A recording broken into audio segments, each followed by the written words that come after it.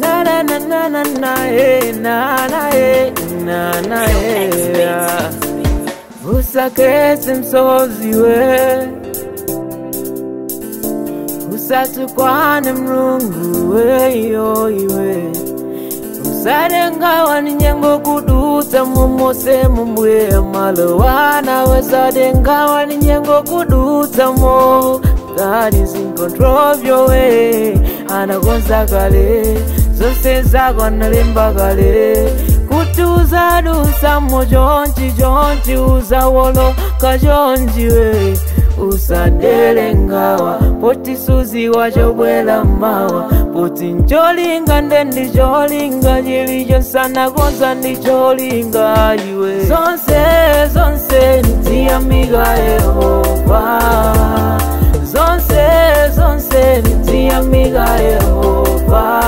amakala njolinga Yehova amoti wasala kwita Yehova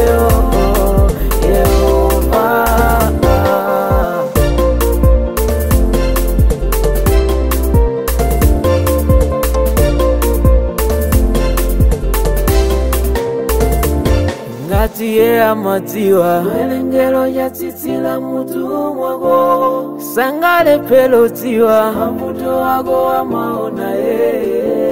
umudalire mukuluvire munyengo zonse usamusiya sadandaule uzaja chana maje sambala mezo salima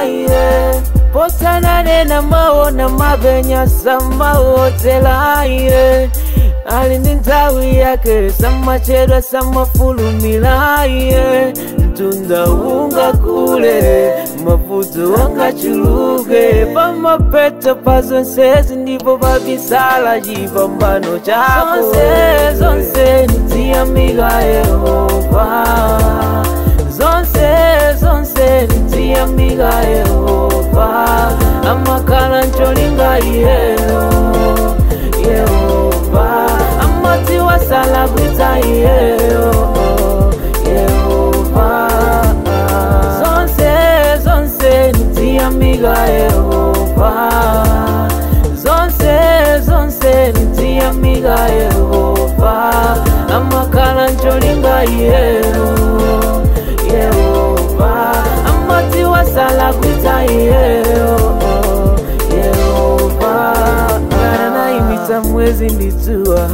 anaenda mamazuwa samira chamuga niganchani yeyo mbuye zale vela zonse zonse